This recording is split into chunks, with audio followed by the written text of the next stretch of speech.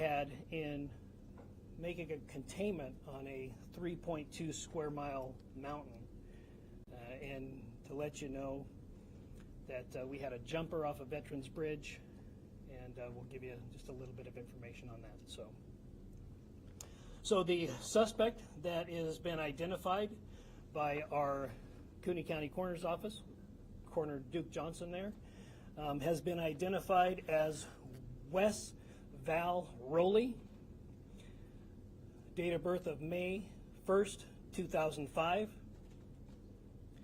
As of right now, and this is all very, very preliminary, we've had a lot of resources at the crime scene. We've been working through the night, so many of these facts are subject to change. We believe that Rowley has prior residence in California, Arizona, and Idaho. We believe he was born in California. The Cooney County Sheriff's Office and Coeur d'Alene Police Department, we believe he was born in California. The Cooney County Sheriff's Office and Coeur d'Alene Police Department, we've had 5 interactions with Rowley. And of those 5 interactions, we've had 3, Coeur d'Alene Police had 2. They're very, very minor in nature. They had to do with more trespassing. He was trespassing in the location. He was asked to leave and he cooperated. We had some welfare checks.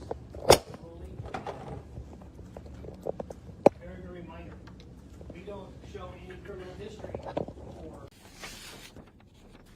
We do have some social media presence for for Rowley. Find it disgusting to call him a Mr., but we don't have any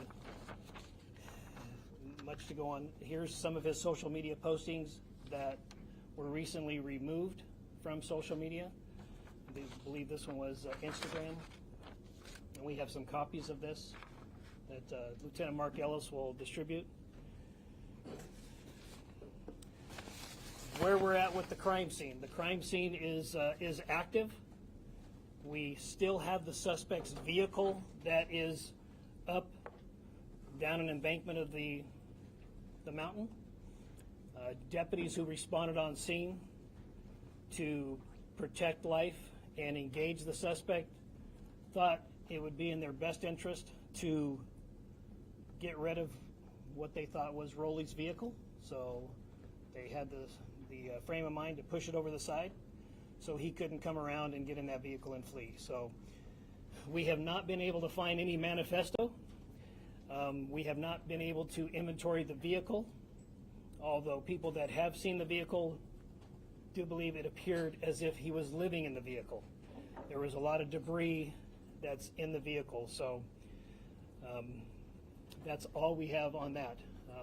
Like I said again, we have not verified or found any manifesto. We have not done an inventory of that vehicle.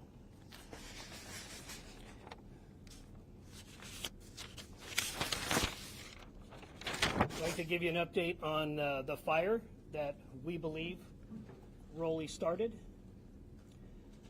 Rowley was found to be in possession of a flint starter, and we believe that was his method for starting the fire. That eventually led to firefighters responding. So as of right now, the fire is at 26 acres. It has not grown. It is a slow progress because it's very difficult terrain to get assets, ground assets up there. Idaho Department of Lands is putting a lot of water on it from aerial supports, so that's going rather well. They believe they'll have a fire line around it by dark tonight. There are no structures that are threatened. Again, I'd like to say that last night about 11 p.m. we did receive information that an individual jumped from Veterans Bridge. That is not related to this situation whatsoever. We don't find any nexus to the murdering of the two firefighters and injuring of one. Now, we have some of our incident commander who was here last night. That was the incident command of the scene. We have some of our SWAT operators that were here last night, and we had about 27 containment points on this mountain. And just to give you an idea, when you're setting up a containment in an urban setting, you might have 1, 2, 3, 4 blocks that you're setting up a containment on.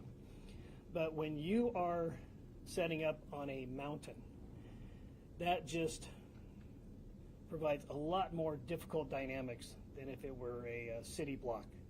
So we, to the 27 containment points, we had 2, 3, 4 officers per containment point. And then we have a primary containment point where we believe the suspect is. And then we have a secondary containment point. And we absolutely utilized every resource that responded to the command post. And I do have the incident commander from last night if there's any questions. Kevin and Jeremy Heil, Kevin Smart, can you come up here just to be here just in case somebody has any questions? And Can I ask one question? Yeah. You mentioned that there was no prior record. Are you talking specifically in Idaho, or is this also for California and Arizona? at this time, we can't locate a criminal record for this individual. We've had interactions with him, but we don't find a criminal record with him.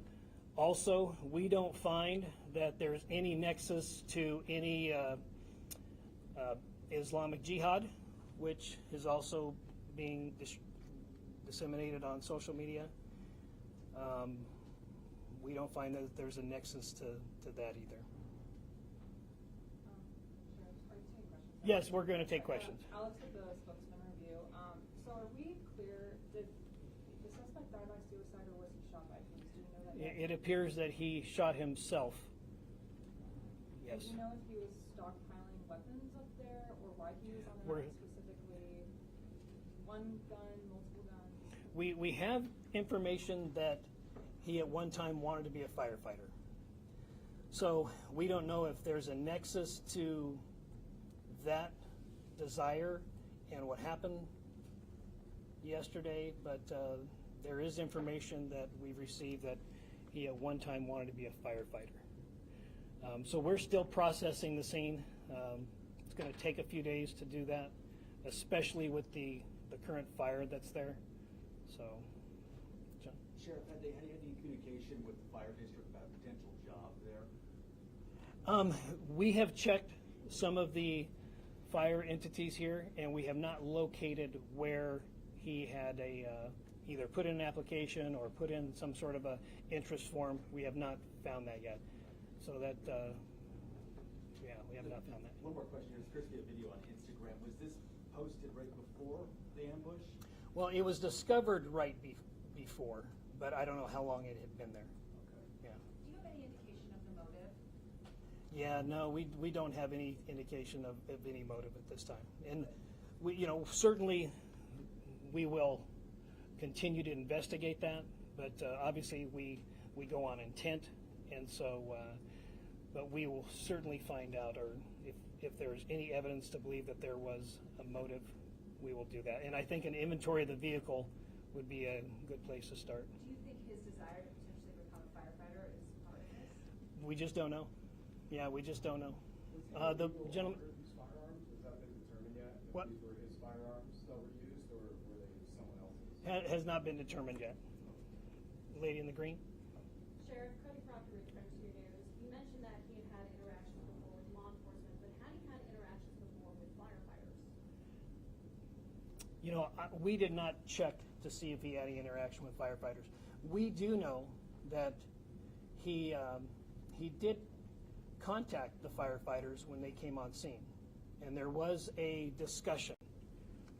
So, so we're still in the process of investigating investigating that part of it. So, gentleman in the blue in the back. Sheriff, I'm Kirk from Morgan. So talk to me about, why you're sharing this Instagram post. Talk to us, what does it look like when you're looking at this and what it symbolizes to the department? Well, we're trying to collect any and all information, and those social media posts are what we call open source information. So this is all in an effort to find out intent, to find out if there was any other, if there was a motive or whatever the case may be. But And another question, we had some people that live in the area of the evacuation zone last night for this shelter in place. They said they didn't get a phone call, they didn't get a text. How does your system work? Was there a text that went out, or how did you let people know? yes, absolutely. Part of our Kootenai alerts system, we sent out a text, I believe, a 5-mile radius, and I encourage people who live or frequent the area to sign up for Kootenai alerts. So, that's an opt-in service? well, yes, yep. The gentleman in the blue. Sure. The welfare checks that you guys initiated, Yep. were they given by a relative, a parent calling you to check on him, or are they concerned about his mental health? No, it was generally a reporting party who called and saw a vehicle that was either parked near their property or on their property. One was a restaurant where he appeared to be residing at. He was asked to leave and he complied. So none of them that we have at this time were called in from a relative. They were called in from a property owner or passerby. The gentleman there in the Sheriff, can you describe the weapon that you found next to? It appears right now we have a shotgun that was used, but we're still processing the scene. So obviously a shotgun is not a sniper weapon. Correct. Do you know what kind of weapon that was? Well, we're still processing the scene, but let me kind of set the scene for everybody. When you're in a rural area and you're heavily treed, heavily brushed, and when you're taking fire, then it just adds a whole different dynamic to the situation. So what was reported by people on scene, by peace officers on scene, that they believed they were taking sniper fire, yes. And that's where that is. Lady in the black. Hi, was he a suspect before you found him, or did you not identify him until after you found his remains? Can you give me that first part again? Was he a suspect prior to finding his body, or were you not sure who he was until after you found his remains? Well, we had information that we had an idea who that person might be, but we always defer to the coroner's office to make sure that we have a positive identification on the individual. People borrow people's car, people use people's phones. So we always want to make sure that we have a positive identification before we make any type of release. So this lady. Are you able to identify yet if Wes was the person who called 911, who made the initial 911 call? Still under investigation. If that is the case, he did not use his real name. So, but it certainly will be part of the investigation. But we had an individual called, a male, and he did not use the suspect's name. So. And one more clarification, because I think I misunderstood. Did you say there was an interaction with first responders There was an interaction with the firefighters. when they first arrived on the scene? Correct. What was that then? It had something to do with his vehicle being parked where it was. So, yeah. The gentleman in the blue in the back.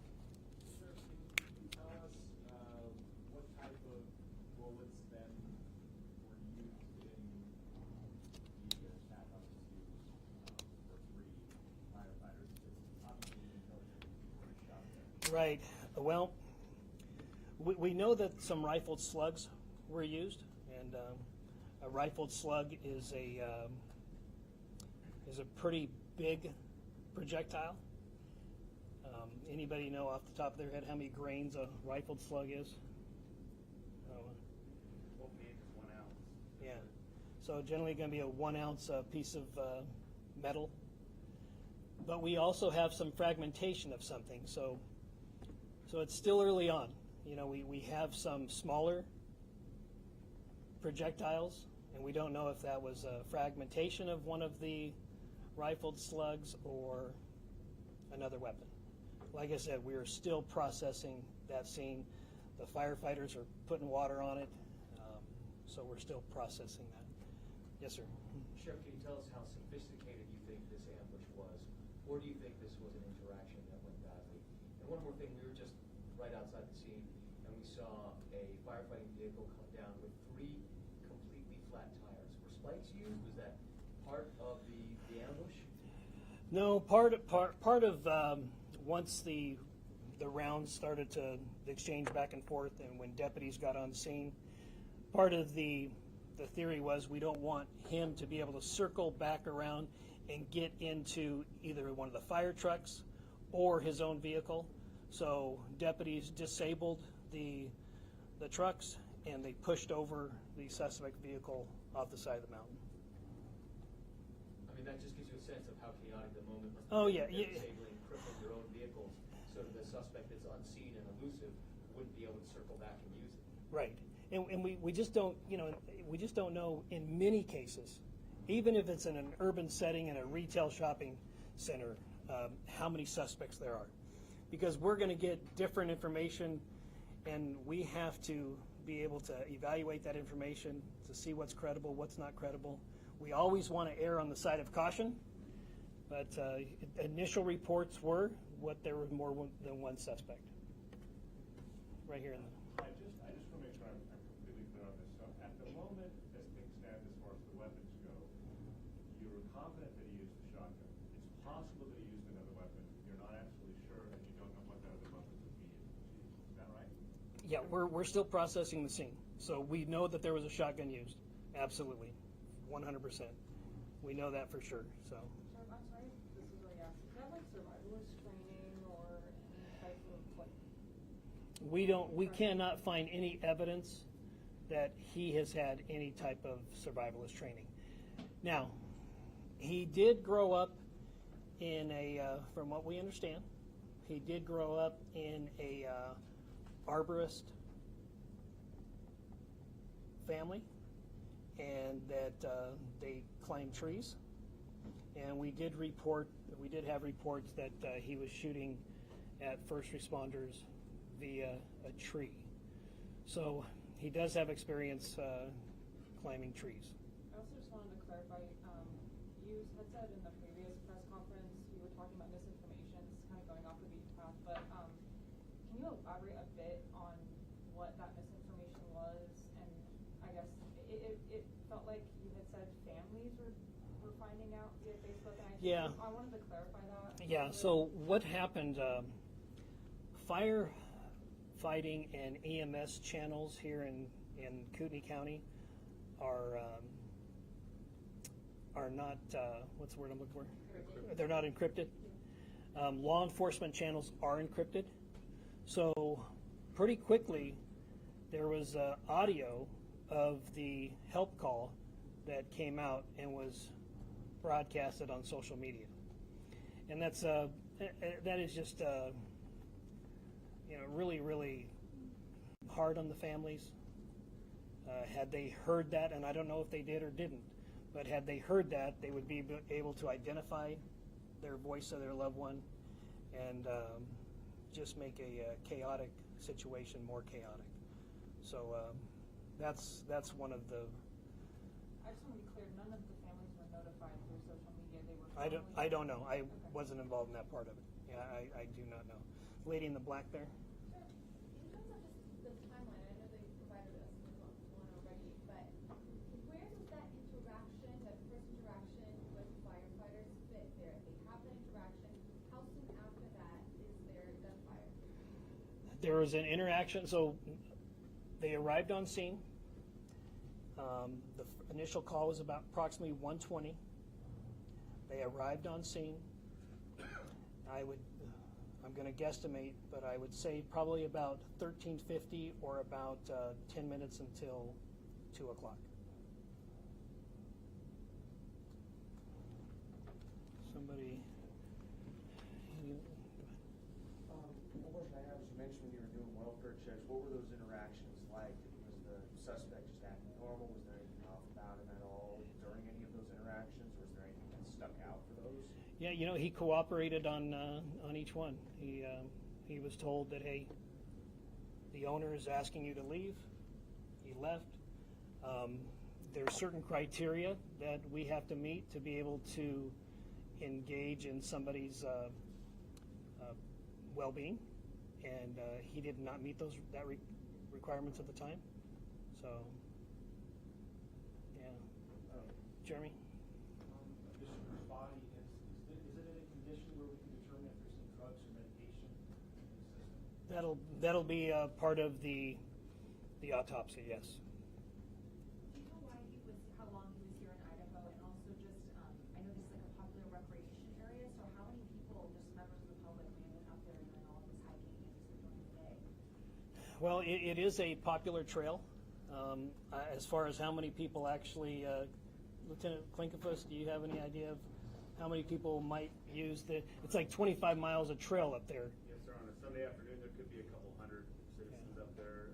Folks use dirt bikes up there. They hike, mountain bike, e-bikes, very popular. I don't know exactly how many were there at that moment. There could have been several hundred on the mountain at that time. Will they rescue, with law enforcement jumping, helping rescue and get them out? There were people that were still coming down the mountain, and this is at approximately 30 hours, or about 3:30 yesterday. So people were still coming off of the mountain. Sheriff, did the Instagram photo that or the story, that you gave us, was his Instagram deleted? The social media has been wiped now, is that by your doing, or, I mean, what was? Preliminary information is that we believe it has been wiped, but we don't know by who. Okay. Yeah. The lady in the Yeah, rust sure. color. Can you tell me what sort of role federal agencies played in what played out yesterday? Or would you have been able to do this without them, or? Yeah, they were very, very helpful in providing assets, providing ground assets, and providing aerial assets. Like I said yesterday, we did have 2 helicopters that had a sniper in them. They were very, very helpful in real-time location of the suspect's phone. That was very helpful. And they were there not to take over anything. Each one of them came up to us and said, hey, what can we do to help? We're here as a resource. So we believe they were very, very helpful. Could you describe those social media posts that are now no longer online? Of course, we've got this Instagram story, but we can't see those posts now. Right, yeah. Like I said, it's either they've been removed or the account has been deleted. So we don't know. We know at one time it was there, but now we know it's gone. So I don't know what previous posts were there. Sheriff, has the suspect's family been contacted, and if so, are they cooperating with the investigation at all? The suspect's family knows of the situation, and they're still processing the situation also. Yeah. Sheriff, is this the camo outfit that you guys found him in? No, this is a previous post. And then has the ATF been able to help you guys pinpoint, like, when he had that shotgun? Have you guys been able to trace back where he bought that shotgun? We haven't got there yet, yeah. Like I said, it's still pretty hot up there, but we'll get all that information. We just don't have that as of right now. Are you more How convinced concerning is it today to have that snipers in the air when you've got people who are recreating up there and coming off the mountain? How do you deal with that? Well, it does provide a challenge in the rural area like that, but obviously we would not. We want them to identify the target first before they took any action. But it was an active shooter situation, and we have radio traffic where there was an exchange of gunfire between suspect and deputies. So we want to make sure that we have target identification before we use any type of lethal force. So. are you more convinced that he acted alone today than you were yesterday? And can you describe? We've heard that the fire was closing in to the scene and like. Can you describe? Like, Yeah, yep. They said that the fire approached within 50 feet, and at that time it was a determination was made that we should probably remove the body and take what we can, and then remove from the area. So that was the decision that was made at the time. So you're going through a crime scene right now that it's been burned over by fire? Yeah, it's not the perfect situation, but sometimes you have to make the best choice, and that was the best choice at that time. All right, anybody? Just a clarifying question, was he in the tree when he talked to the firefighters who asked him to leave the car? Could you sort of walk us through so I can back up? We don't believe he was in the tree at the time, but we believe that he engaged deputies from the tree. And you mean gunfire? Correct, yeah. Last night you mentioned that there was a belief that he could be running from spot to spot. Has that been determined that he was moving actively across the mountain?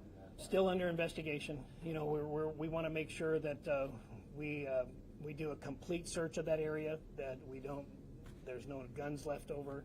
So still under investigation. And then, is there anything you want the public to really understand about this, or do you want them to not do, or any kind of notice? Well, we're still processing the whole situation, but until the Coeur d'Alene Fire Department and the Kootenai County Fire Search and Rescue, until they put out a press release on where to give, I would encourage people to wait for that. There is one particular entity called they just changed their name, but it's called Kootenai County Red and Blue Line. I know them for a fact. I know that the board of directors do not take any money from them whatsoever, but I can anticipate we'll probably have people that are going to take advantage of the situation and try to scam people out of money for it. So I would encourage people to wait until there's an official press release from both of those entities on where to give. Sheriff, really early in the wildfire investigation, but is there indication that he lit them in multiple areas, multiple spots on the mountain, or does it seem to have stepped in one spot? Yeah, right now we're still trying to contain it. It's not contained at this time. So until we can get it contained and get some investigators up there, then we just don't know at this time. Sheriff, are there 300 people that reports 300 law enforcement involved? Yep. Is this a war zone up there? How many shots were fired? Well, we don't know exactly how many shots were fired at this time, but at the beginning of this event, we knew that it was tragic, and we knew that there were reports that there were multiple shooters. Whether that turns out to be or not, in an operation like this, you always want to plan and prepare for the largest event, and then it's easy to scale down. But if you don't prepare for the larger event and you need more resources, it's not a good situation. So the train of thought is always prepare for a larger event. But in this particular case, an active shooter in a rural area, that just provides a lot of different challenges. And I know that Captain Heil, part of the strategy was that we're going to protect that west side of that mountain because that's where the homes are, and we're going to have probably triple as many personnel on that side. And if he wants to go east, or if he wants to go in the fire, let him. But there's a lot of different dynamics that you have to consider in a rural containment and a rural active shooter. Jeremy, do you have any questions, or do you have anything you'd like to add on how the challenges of what happened? Not unless there's any specific questions. Okay. Sheriff, we often hear about cell phone data being used after crimes to determine the locations of people. Were you guys actively, for lack of a better word, pinging him as the crime was unfolding? Yes. I hate to, go backwards a bit, but I did see deputies hugging each other and patting each other on the back when I was out there. I'm just kind of wondering what the mindset of your office is right now, and I guess how those first responders are doing after all this. They're in shock. Yeah, absolutely. It's they're in shock and they're still processing it. Yeah, they're in shock. Is there anything in particular you guys are Well, right now, we are going to support them in anything that they need. Obviously, getting the families together and to determine how they want to memorialize their loved one, and we will be there to support that. And a follow-up to my pinging question, sir? Sure. Do you have emergency agreements with cell providers for that kind of capability? Yes. Yeah. And what do you do to enact that? You just make a call and say, we got to do this, and off we go? There are certain conditions and requirements that need to be met, but this was certainly one of those cases. Yeah. How effective were the drone units during this whole process?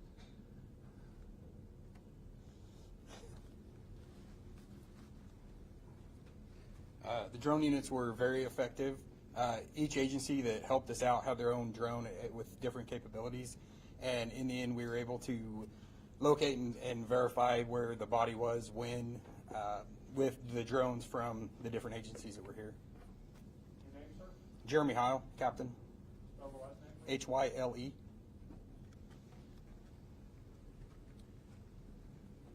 Hyle. All right. We'll take two more questions. Sheriff, I may have missed it earlier, but what exactly was his connection to Coeur d'Alene? We just don't know. We don't know. We know that he was a transient here. We knew that he lived here for the better part of 2024. But as far as when he got here, why he was here, why he chose this place, I don't know.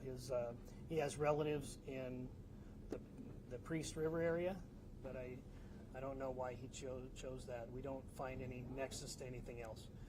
Maybe we'll find more once we do an inventory of the vehicle, but as of right now, we don't know. And then one more question. Are you able to confirm whether or not the firefighters who were shot were the ones who spoke with him, or are you able to? Yes. Yeah. Yeah. Yes.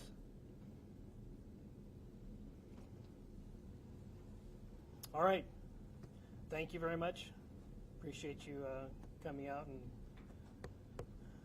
sharing this story with the public. So thank you.